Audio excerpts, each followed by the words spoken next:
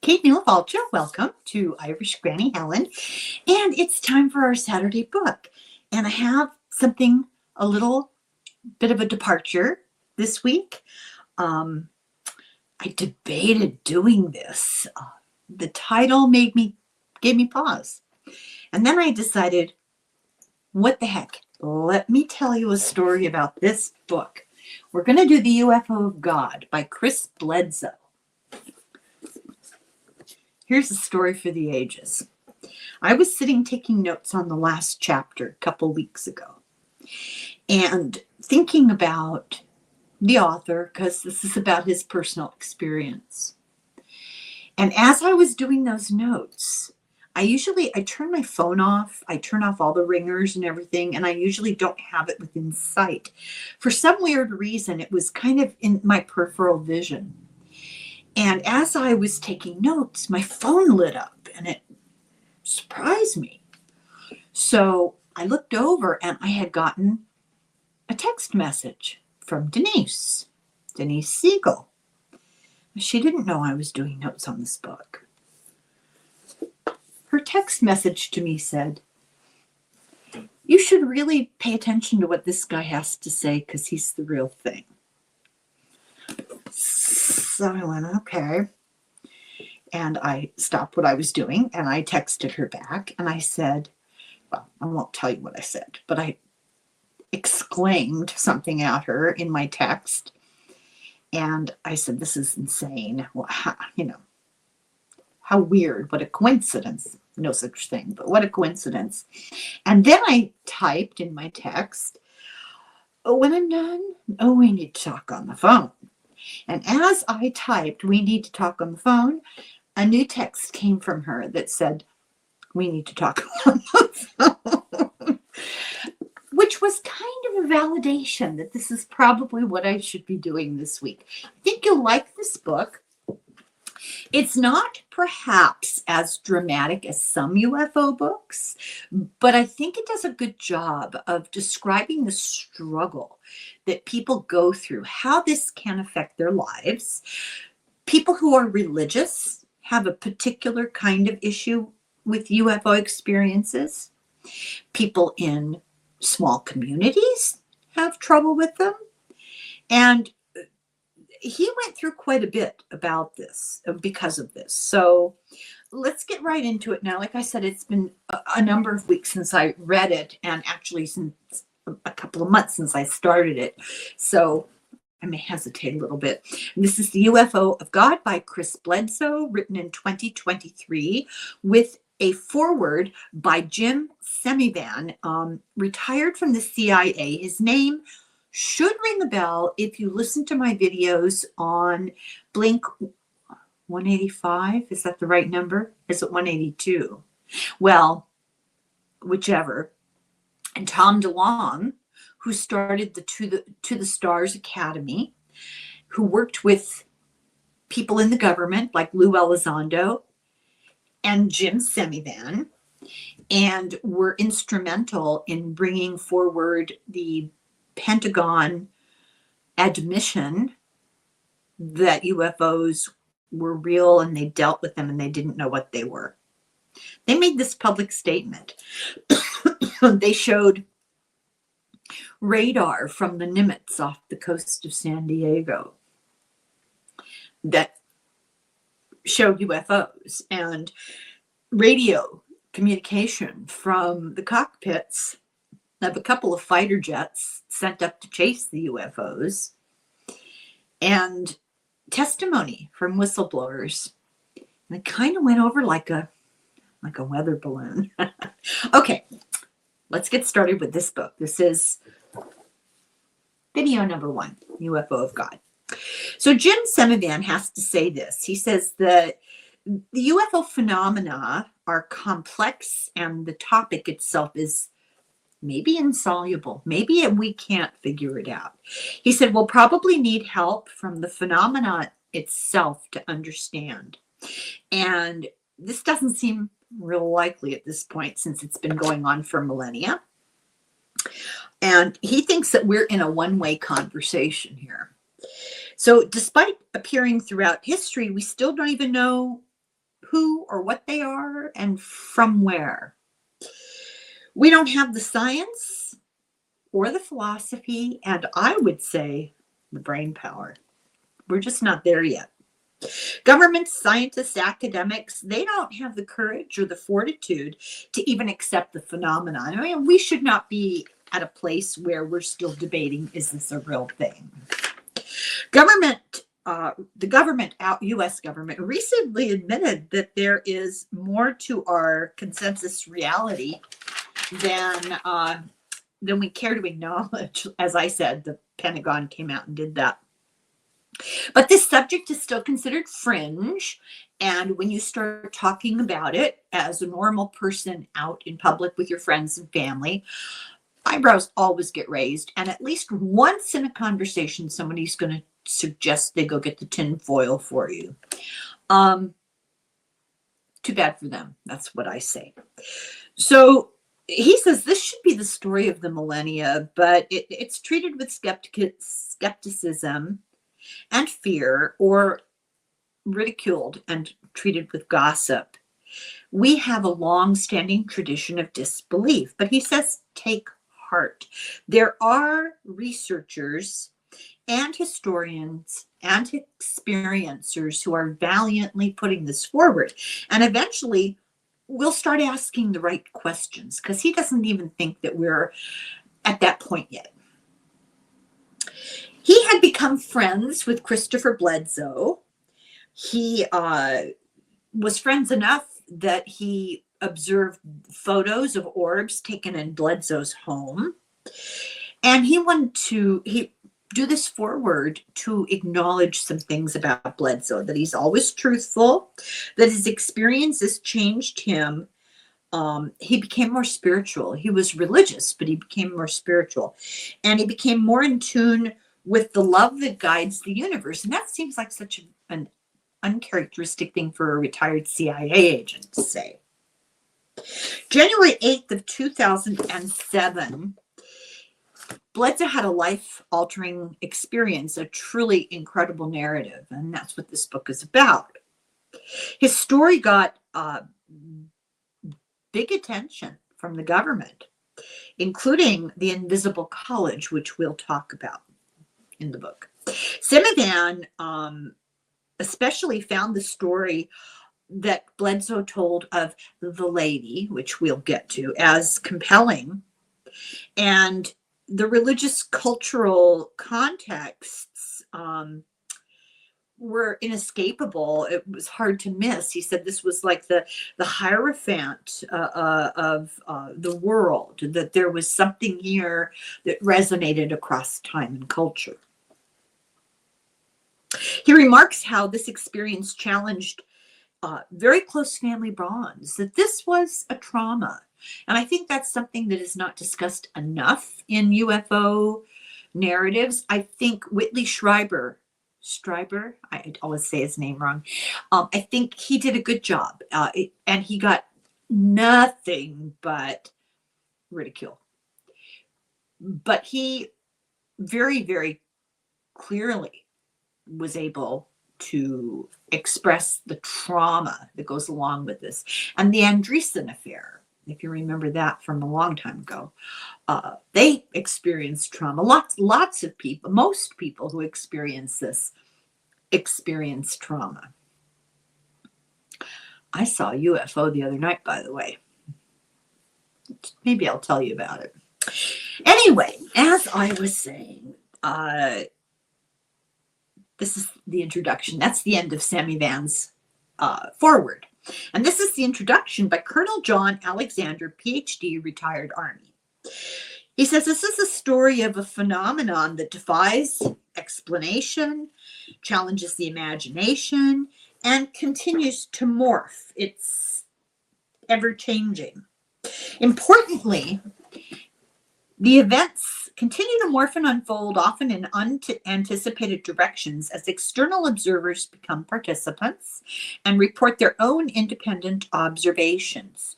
Do not be surprised, he said, if you, the reader, become one of them. Okay, I think it's interesting because I saw a UFO not too long after I finished this book. So the question is, are they real? This is this Army colonel asking it, and he says, yes, but hearing about Bledsoe's experience may lead to you having an experience. There seems to be something about that I guess you could almost say that it's catching. So it has spiritual consequences, and you're going to notice that all these hard-boiled military people and intelligence people and people in sciences all talk in this woo-woo way. This is a spiritual thing. It has spiritual consequences beyond current knowledge, beyond what we really understand.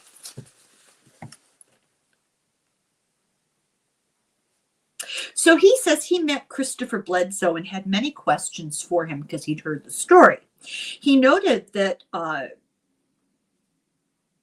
there was a unique hollow catalpa tree on Bledsoe's property. And while he was visiting there, he experienced a phenomenon.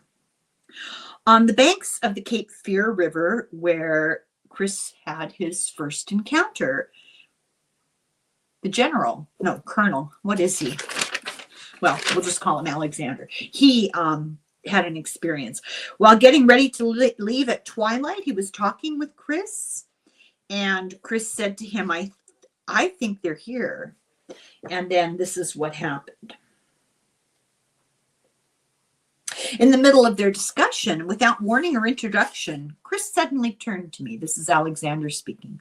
"Oh, I think they're here," he said. Seconds later, a bright, luminous object spontaneously burst into view directly above us and immediately went streaking off. That, my second ever UFO sighting, was brief but significant and indelible. The temporal relationship between Chris's pronouncement and the appearance of the object firmly convinced me of the authenticity of his experiences. So while the book was being written, things happened. So while he was on the phone with Chris, orbs were seen and recorded. On a couple of calls, the orbs seemed to be connected to their conscious thoughts. They would serve as punctuation marks to what their discussion was, even if they didn't say something out loud. Some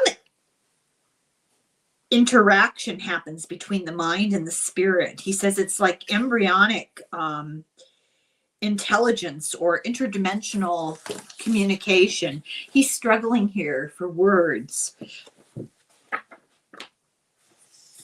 And he said that many phenomena, including UFOs, remote viewing, post-mortem communication, that means like dead people getting in touch, psychokinesis, spontaneous healing, near-death experiences, interspecies communication, and even cryptozoology, Bigfoot. The implications is that these and other phenomena have a common factor in human consciousness. While normally reported and examined separately, the events described in this book by Bledsoe encompass many of them. Rarely have we encountered observations of so many separate elements rolled up into a single case.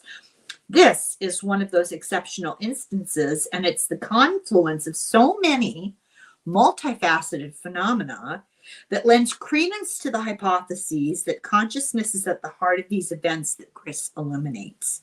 Readers should know that these concepts are directly related to spirituality. And note, we're not talking a specific brand of spirituality. This transcends that. And I would point out as an example, very often sightings of Bigfoot, mysterious lights and orbs in the woods, and UFOs happen together. They're reported at the same time.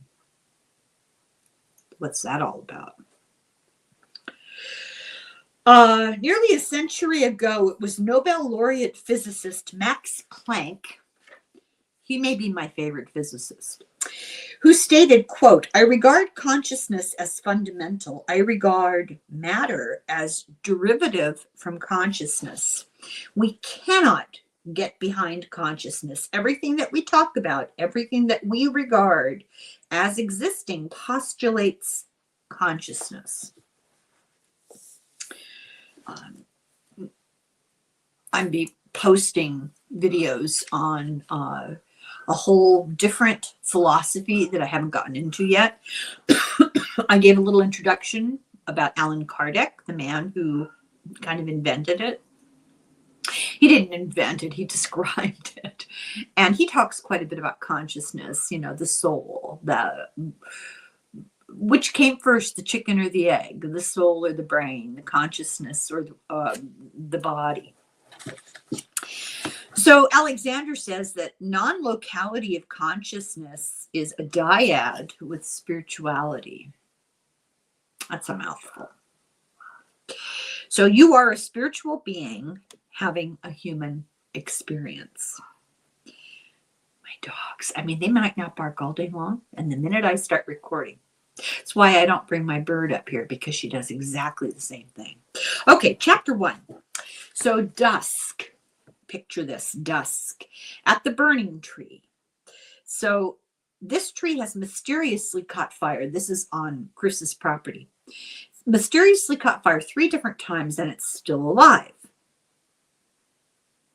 So holding a small square box attached by 3 feet of long wire to a recorder, he is leaning on the tree and holding this instrument.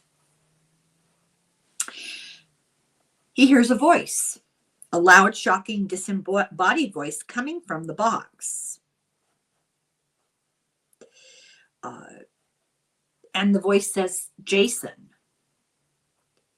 So picture, he's outside, it's dusk, he's leaning against this tree, he's got this contraption, and it says, "Jason." And he says that Jason was his son's friend who had just died. And he had died from an OD, and his friends were distraught. He had not been well emotionally, and this was hard. The voice said, now there's a group of people here. This is not just one guy reporting this, but Chris Bledsoe is at the heart of this. The voice said, "Pope, danger, heads up. Danger, Pope, warn Pope." And the investigator that was with them, psychic phenomenon investigator, said, "Where?" And the answer was Philadelphia. So the voice from the box was very clear, and Bledsoe texted a friend in Philadelphia who was well connected, whatever that means, and had sources, and told him this. And his friend, a guy called Larry, asked for details because the Pope was due to visit Philadelphia in a week. So he calls his friend in Philadelphia, and lo and behold, finds out, the Pope is coming in a week. And the voice from the box continued to speak. It said, "Congress hit." And Larry in Philadelphia said, "Come to Philadelphia and I'll see what I can do to adjust the Pope's itinerary." So they're actually taking this seriously. So they asked this box, "Is Larry right to get involved?" And the voice said, "Help, help, help, Chris. The Pope, we need him. We need him." So Larry, this guy in Philadelphia, apparently is really rich, and he sent tickets to Christopher and his wife, who they didn't have any money. And on Thursday, September 22nd of 2015, they flew to Philadelphia. They were picked up at the airport by Larry's limousine. And the Pope was due on Saturday. They're arriving on Thursday. The Pope is due on Saturday, so they have 3 days to figure out what to do. Was the Pope in harm's way? Larry was serious about UFO investigation, and so he had certain confidence in these weird phenomena that Chris experienced. He knew everybody in the government, everybody that involved budgeting for these investigations. He knew all the guys. So he probably knew Alexander. He probably knew Semivan. He probably knew Lou Elizondo. Now I'm extrapolating, but these are the names in the government at the time who might have been involved. At his own house, Chris was shocked to find Colonel Alexander coming to the house, who was the keeper of all secrets. That's how he describes him. He was actually played by the actor George Clooney in the movie The Men Who Stare at Goats. The Men Who Stare at Goats, I think, was written by Thoreau, I think. Thoreau, the son of Paul Thoreau, the brother of the actor, I think. Theroux, I think. And it's about the battalion, the 1st Earth Battalion in the military in late 60s, early 70s, that decided hearts and minds were not being won in Vietnam. The approach was wrong, and perhaps we should approach from a completely different point of view. So they had these guys tested, these young guys in the military, and anyone who showed an inclination towards psychic ability was put into the 1st Earth Battalion. This is the truth. And they did things like remote viewing and hypnosis and meditation and experimented with these things. And it's called the man who stares at goats, or the men who stare at goats, because at one point, one of the experiments they did was trying to telepathically get a goat to die. You have to read the book.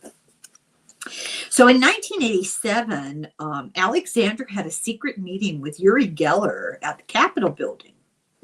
And Uri Geller, the guy who bet spoons with his mind. And interestingly, Uri Geller was sort of debunked in entertainment, but the government was still dealing with him. He had his hand in almost every top secret paranormal military project that went on at the time. He knew Robert Bigelow, the millionaire. He bought Skinwalker Ranch. I believe he was involved in aerospace contracting, if I'm remembering correctly. The first night that they were at Skinwalker Ranch after he bought it, they slept outside. I don't know if I'd be happy to do that. So Chris gave Alexander a hug and was thinking in his head, so this Colonel Alexander is actually here at my house. This is big. And the colonel, who was a little bit standoffish as a military guy, said, it's nice to meet you. They talked all night about the Pope's security, his routes, and all of this thing. And they thought it would be really hard to get the Pope to skip a speech that was scheduled at Congress Hall, but they felt that was probably what the box was talking about.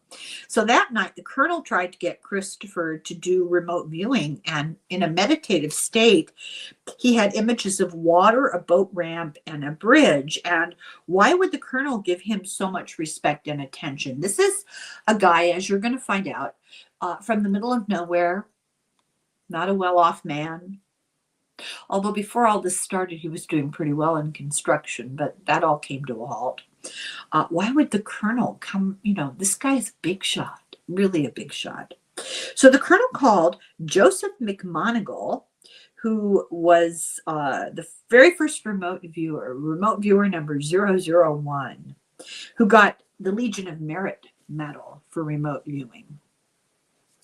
And he confirmed that the Pope would be going over the Ben Franklin Bridge.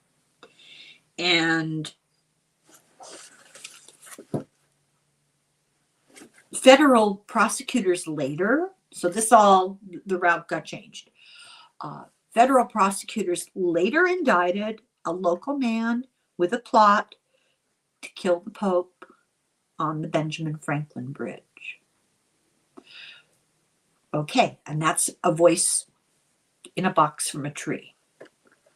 So chapter 2. This is part of Christopher's story. He remembers being 2 in North Carolina, and he describes rural poverty.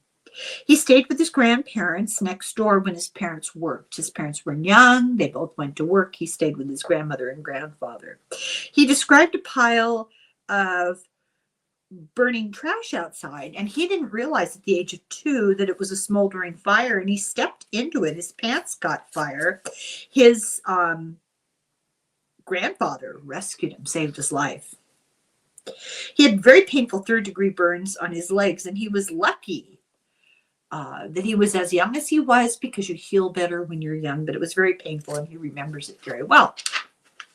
At 6, he fell off a bunk bed and loosened many teeth, needed 24 stitches. The doctor yelled and cursed at him while sewing him up. The doctor in the emergency room who sewed him up was Dr. Jeffrey McDonald, who 3 years later was charged with killing his wife and children. Whoa. So Chris compares his life to the early experience of wandering into a fire, clueless, and experiencing pain, and then finding people who kept him safe. And his life seemed to follow that trajectory of blindly stumbling into weird things and then being rescued. Both of his parents had grown up poor. His paternal great-grandfather was a healer. His mother was a bookkeeper for the A&P grocery store. His father was a carpenter. His father's ancestors were from England, who came to North Carolina in the early 1700s. And they had owned hundreds of acres of land in North Carolina, but most of it was gone by the time he was born. He said this was very rural life. It was very much in tune with the natural world. They had little to no access to television. They had a black and white TV with 2 channels, and it didn't really get much. 4 people were living in a 10 by 70-foot trailer. Chris said that he worked in his garden and kept hogs and goats and horses, and he push mowed 4.5 acres of grass, keeping it down all the time. His father had hunting dogs, and one of Chris's jobs was to clean their pens. So he was as much of a full-time employee, he says, as he was of a son. By the time he was 8 years old, he was working with a circular saw. This gives me nightmares. His parents met in high school. His father would walk 13 miles one way to visit his mother. They married after his mother graduated. He said his parents worked really hard, but it was extremely poor, rural lifestyle. He said he spent a lot of time stargazing and moon gazing as a child.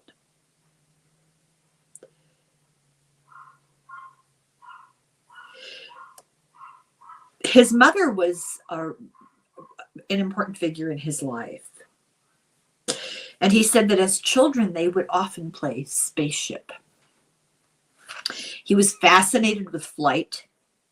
He daydreamed a lot, and he took pleasure in thoughtfulness. He spent a lot of time in contemplation as a child. He had a creative imagination, but it was unfortunate he had no books and, of course, no TV, and they never went to the movies. He did okay in school despite having no time for homework because of all the chores he had to do. In his last 2 years of high school, he left high school early every day to do construction with his father. He wanted to go to college, but instead he had to work. So he became a mechanic. He was very mechanical. From the age of 9, I had forgotten about this. From the age of 9, he repaired small appliances, car radios, and that kind of thing for money. That was how he made money. He saw patterns in nature and in the material world reflected in mechanical objects. He was really into things like looking at electrical wires and comparing them to spider webs. So he saw that connection. He helped his father build his house, and this turned into his career. He became a carpenter and a construction worker. He had some eerie childhood events, and this is true of a lot of adults who have adult UFO experiences. It doesn't start when you're an adult. His family went to Cape Fear Baptist Church, and in 1971, while he was waiting for his mother to pick him up from playing around the churchyard, he said it started to get dark, and he saw a huge owl, and owls are ubiquitous in UFO stories. They're what they call, is it a cover story? You think you see an owl, but there's more to it than that. So he saw a huge owl that stared at him, and his mother showed up, and when he talked about it, she said, there's no owl there. His father belonged to a hunting club of friends who rented 5,000 acres to hunt. They always had an end-of-season party. So he and two friends, 9-year-olds, went out to shoot birds. And I wrote here in the margin, no comment. His friend accidentally shot Chris, because 9-year-olds with guns, that's great. He was rushed to the hospital, and they took out 300 pellets, but he still had 17 in him to this day. None of his vital organs was hit. The experts were shocked that he didn't die, and he thinks the owl was a protective force. He was absolutely fascinated by space travel, the space race, the rockets, the whole thing. So now we're on chapter 3. He didn't focus as much on high school as on his own framing crew, framing houses. And he became an independent contractor.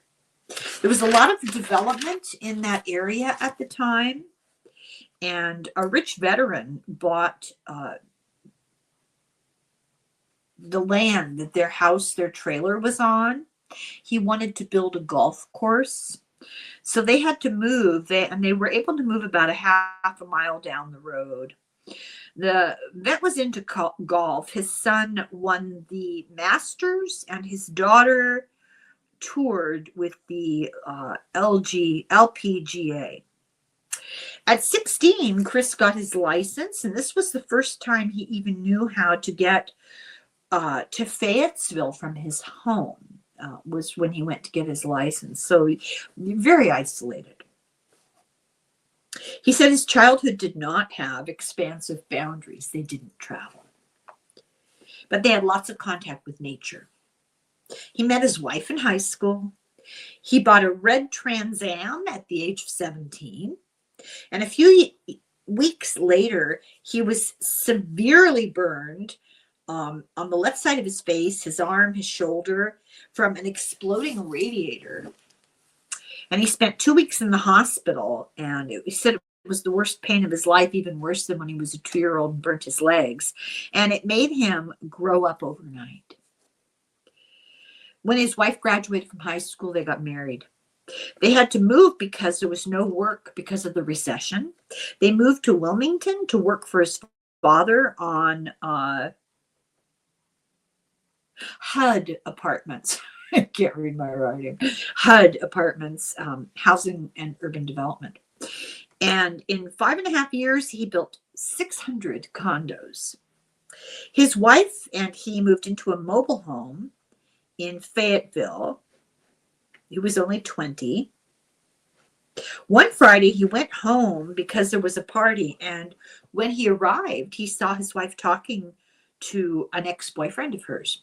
He got really jealous and he left the party. And these guys are kids, right? He left the party. Then he decided to return. And when he was driving back to the party, he saw a wreck at the side of his road. He pulled over to help, and it was his wife who had been thrown from the car and was dead. He blamed her death on his jealousy and suspicion, and he started to drink constantly. He had flashbacks of that moment she died in his arms, so he drank even more. He continued working with his father, but he fell through a construction thing, 4 floors. I'm shocked he wasn't killed. He was very badly hurt. This guy is like an accident waiting to happen. It's unbelievable. But he did recover after about 2 years. It took him that long to heal. So he's now in his mid-20s, roughly. He met the sister of a friend. Her name was Yvonne, and he said it was love at first sight. She went back to university. She was in school, and he went back to work. His, thinking about her, but that was it. His father opened a sporting goods store and became a local hangout for hunters and fishers. So one day he encountered Yvonne's father at the sporting goods store, and the father of Yvonne took him home and reintroduced him to Yvonne, and they had their first date that night. They're still married. Yvonne was related to Sam Page. In 1911, he was the head of the first General Convention of Pentecostal Holiness Church. This is a church in that area. And it emerged with the Fire Baptized Holiness Association. So by the time that Yvonne and Chris were together, the church had more than 1 million members internationally. That's incredible. So she's connected to holiness. He saw that she came with involvement in the church. That was part of the package there. He was raised a Baptist because that was the closest church to his house, and his family wasn't strict, but they were reserved. So he kind of understood, the culture. Her church was restrictive: no alcohol, no smoking. They would have what he called passionate eruptions in church. They would speak in tongues and roll in the aisle. People would run over the tops of the pews. This was new to him. He had brushes with death, and it's just incredible to me. He still believed that this owl was an omen, and he asked himself, why had he survived? And why these brushes with death? Why the pain? Why was he always encountering these terrible accidents of fire and falling and all this stuff? Well, part of the problem now as an adult, at the time of the story here, he was drinking a lot, and Yvonne tolerated his drinking as long as he kept going to church. They were married in 1983. They lived in North Carolina near his construction work. Their first anniversary, she gave him the gift of a flying lesson. And it was love at first sight with flying. And he began working on his pilot's license. He found peace, he said, in flying because it was dangerous, and he liked that. They decided to live in a camper and not buy a house in case he had to move for work so that they could stay together. And if they moved, they would, live in this camper. They moved to a job in Myrtle Beach. He had an uncle with a farm there, and while he worked, she helped the uncle run a roadside vegetable stand. He learned to fly gliders. He spent most of the next 4 years traveling the region for work, and he could fly himself home to visit his family.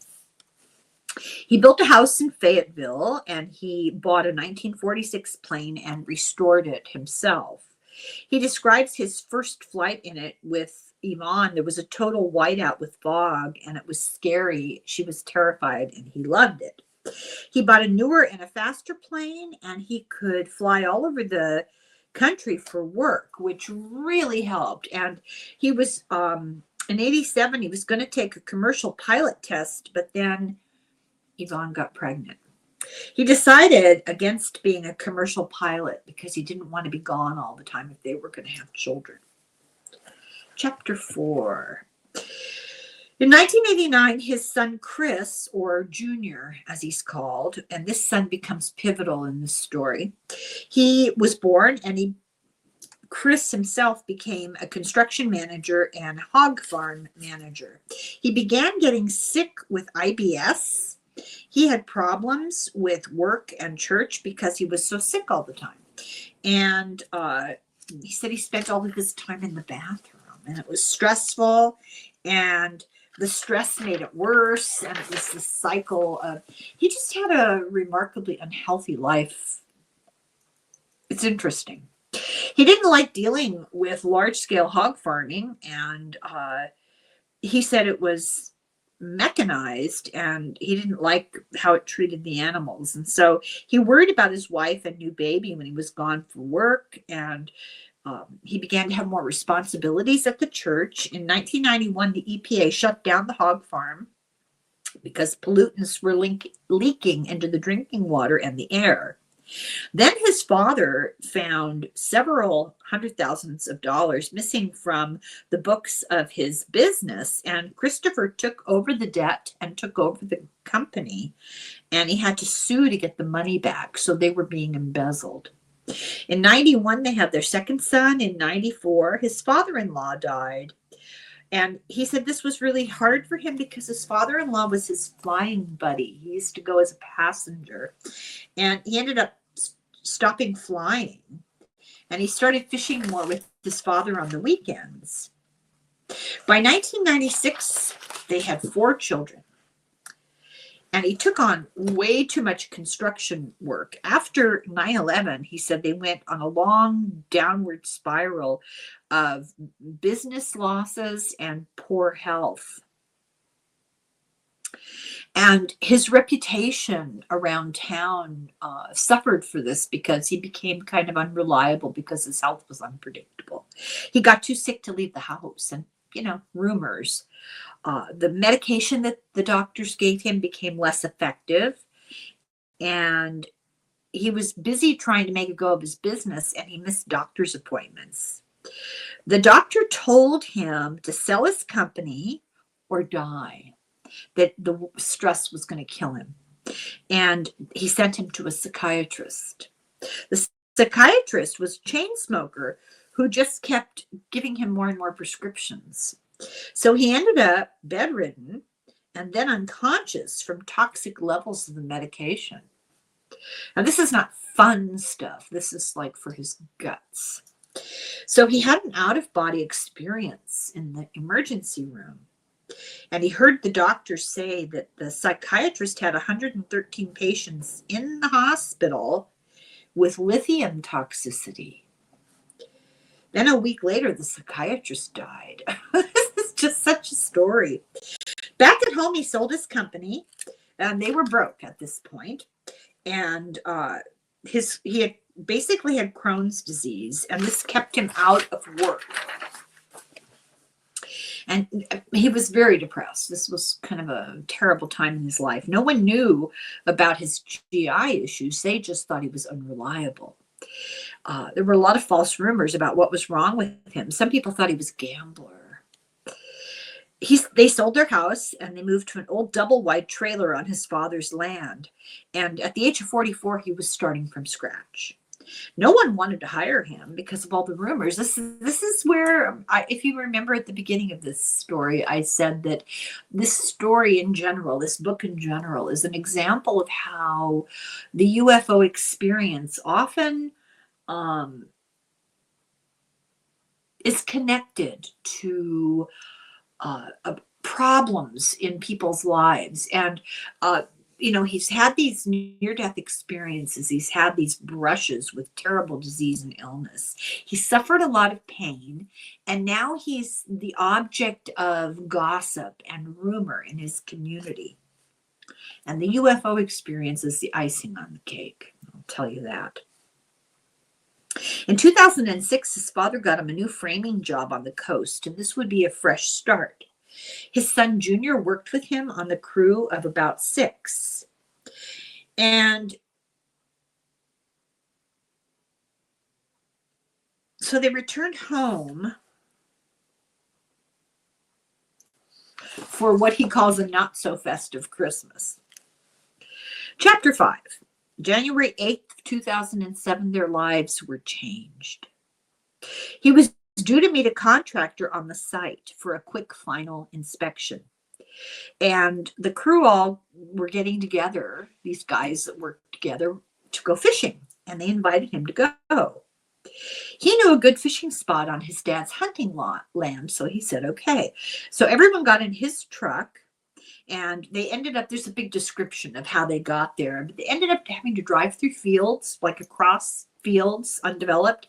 And there was a tunnel of trees in the forest, and at the end of this tunnel was the access to the river. He was feeling guilty about his son missing school to help on the framing crew, and he really wanted his son to be educated. So in the back of his mind, he's thinking, oh man, I'm dragging my kid along to this fishing outing, and he should be in school. But the allure for him, for Chris, was the freedom from work and responsibilities and everything, and he kind of gave into that and went fishing. He said he made a real point of saying, look, when this happened, I wasn't drunk. And I really don't care much about fishing. I just wanted to get out in nature.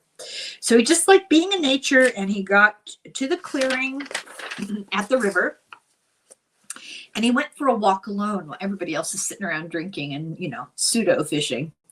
So it's getting dark by about 4 o'clock because of the canopy of trees. And he went back to where his friends were fishing.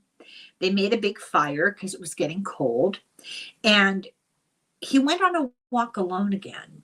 And he heard rustling in the trees that something seemed to be walking along, hidden, parallel to him, but hidden. It stopped when he did.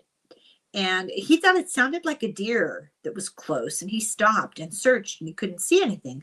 But then it began to sound like a 2-footed creature, not a 4-footed one. And he felt this sudden intense fear, almost like a panic attack. And he said this is unusual for him. He was very comfortable in the woods. So he got into an open field, and there was still a little twilight.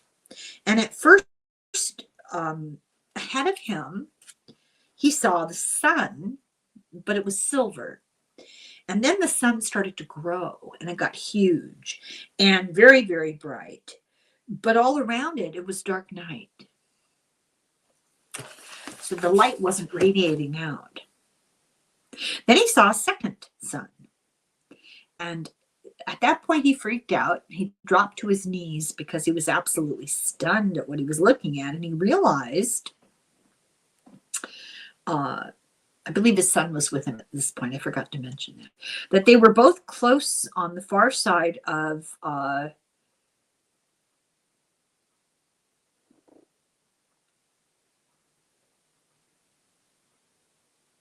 the road. Okay. So 2 suns in the sky at twilight. All around them, it's getting dark. Then he saw these, 2 flaming spheres, no longer silver, flaming spheres, hovering, silent. He said they were about 45 feet in diameter. He hid. Now his son is not with him yet. He hid in a reedy ditch along the side of the road, and he was worried about his son back at camp because he's regarding these as a threat to everybody, of course. He decided to run back to camp to make sure his son was okay. Then he saw a third orb, burning sun, drop next to the other 2. And he said, that one was in charge. This is a very weird explanation. It knew my fear. It was as though it had been watching me and knew how I felt. He felt an intense connection, some sort of telepathic connection with these 3 suns. And he said they watched me watching them. He said all of his hair stood on end, and he tried to hide. But then he says he remembers being 50 yards from the fire and running towards it. So he had been far. He was on a walk. All of a sudden, he's running towards the fire. And when he got to the fire, he saw that his truck was moved. The large pile of firewood was gone, and the fire was down to a few flames. So, okay, what's going on here? So one of the friends that are sitting there say, where in the world have you been? And Chris asks, what do you mean? I was just up the road in the field. And they said, no, you weren't. We've been up there all night looking for you. You see your truck moved? We looked everywhere in that field. What are you talking about? Chris said, I was just gone a few minutes. Wait, where's Junior? This is his son. And they said, he went back to where you first went walking. Two of us took the truck and drove everywhere up and down the road looking for you, while the third stayed and tended the fire.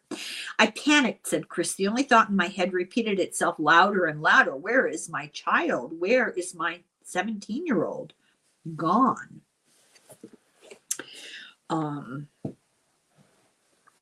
So he ran looking for his son, and then he heard Dad coming from a thicket.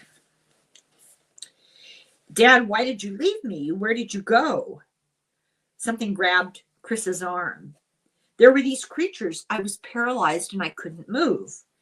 And he said to his son, Junior, I've only been gone 20 minutes. And his son says, no, Dad, you've been gone all night. I led him back to the fire, and he was fiercely mad at me for abandoning them all. I could not wrap my head around what they were saying, that I had been gone all night. I wasn't drinking anything. I hadn't eaten anything unusual that day, and I wasn't on any medication. There was the strange gap in my memory between cowering in the field, the 3 orbs, and arriving back at the campfire, but that could have been because of a spike in adrenaline or merely a product of acute pain.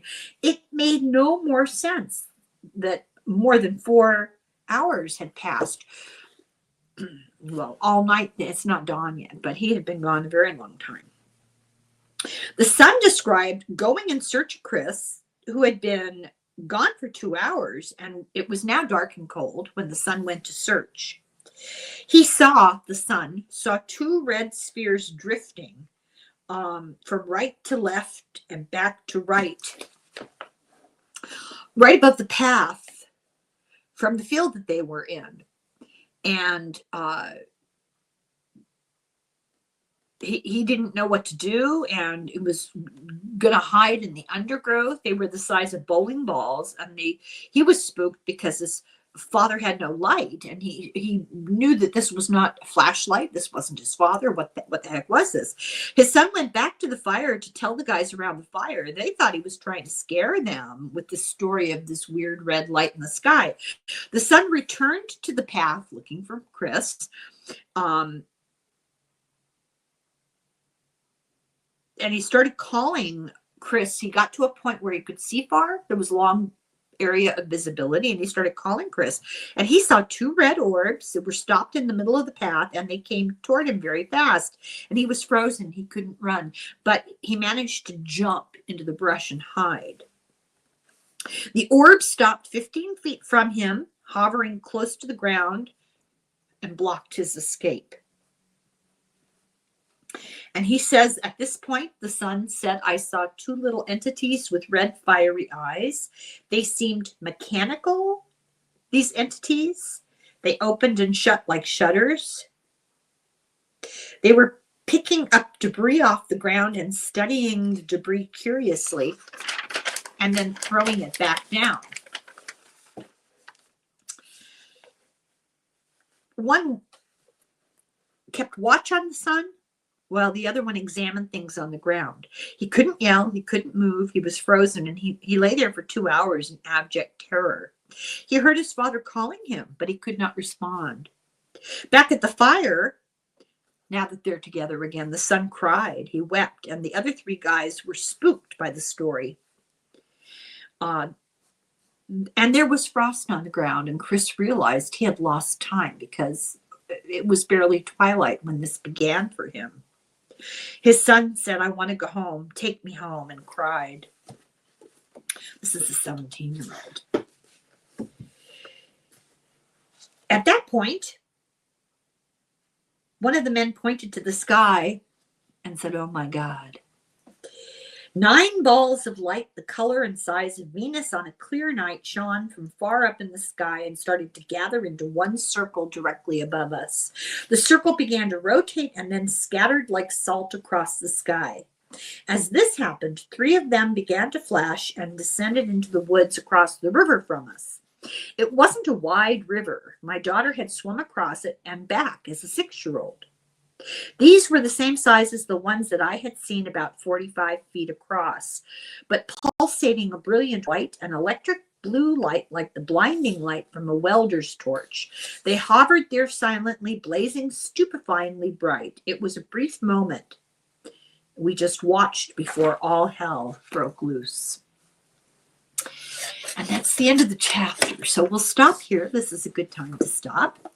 And I'll be back with video number 2. And I hope that you're enjoying this story. And I think the moral of these chapters are don't go into the woods. So I'll be back. Slán go fóill. Slánte.